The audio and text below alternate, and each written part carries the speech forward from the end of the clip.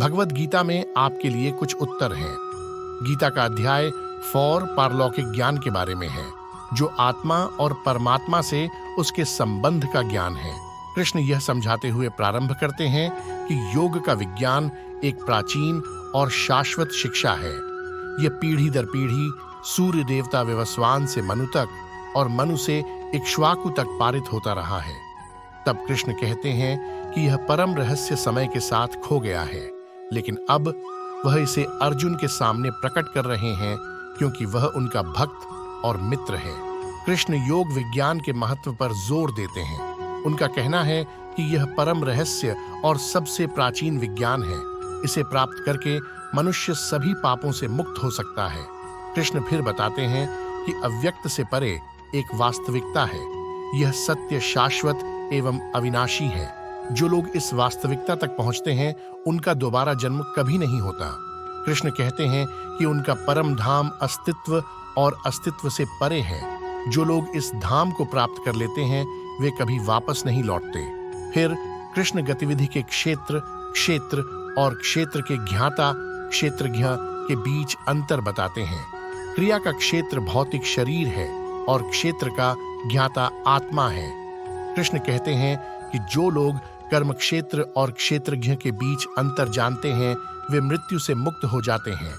फिर कृष्ण ने आत्मा की तुलना एक ऐसे व्यक्ति से की जो नए कपड़े पहनता है और पुराने कपड़े त्याग देता है। इसी प्रकार आत्मा नए भौतिक शरीरों को स्वीकार करती है और पुराने और बेकार शरीरों को त्याग देती है। फिर कृष्ण बताते हैं कि आत्मा अविनाशी है। इसे न तो हथियार काट सकते हैं, न आग से जला सकते हैं, न पानी से गीला कर सकते हैं और न ही हवा से सुखा सकते हैं। कृष्ण आत्मा की अमरता और अविनाशिता को दोहराते हैं। उनका कहना है कि यह शाश्वत, सर्वव्यापी और अपरिवर्तनीय है। यह अजन्मा, अमर और अपरिवर्तनीय है। तब कृष्ण कहते हैं कि आत्मा के अमर स्वरूप को जानकर शरीर के लिए शोक नहीं करना चाहिए। यदि कोई आत्मा को शरीर की दृष्टि से भी देखे, तो भी शोक करने का कोई कारण नहीं है। सभी प्राणी मरने के लिए पैदा हुए हैं और जो भी मरता है वह फिर से जन्म लेता है।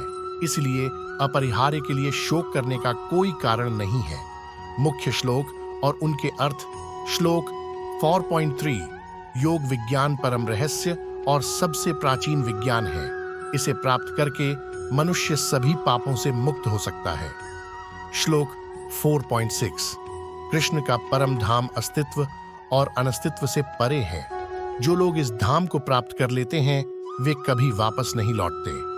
श्लोक 4.7 जो लोग भौतिक शरीर और आत्मा के बीच अंतर जानते हैं, वे मृत्यु से मुक्त हो जाते हैं। श्लोक 4.8 जैसे कोई व्यक्ति पुराने वस्त्रों को त्याग कर नए वस्त्र धारण करता है, वैसे ही आत्मा पुराने और बेकार शरीरों को त्याग कर नए भौतिक शरीर धारण करती है।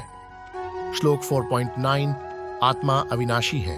इसे न तो हथियार काट सकते हैं, न आग से जला सकते हैं, न पानी से गीला कर सकते हैं और न ही हवा से सुखा सकते हैं। श्लोक 4.10 आत्मा शाश्वत, सर्वव्यापी और अपरिवर्तनीय है। यह अजन्मा, अमर और अपरिवर्तनीय है। जब शरीर मर जाता है तो आत्मा नहीं मरती। निष्कर्ष, भगवत गीता का अध्याय 4 वास्तविकता की प्रकृति और व्यक्तिगत आत्मा और परमात्मा के बीच संबंध पर एक गहन शिक्षा है। यह एक ऐसी शिक्षा है जो हमें अपने दुख और मृत्यु के भय पर काबू पाने और शांति और स्वतंत्रता का जीवन जीने में मदद कर सकती है।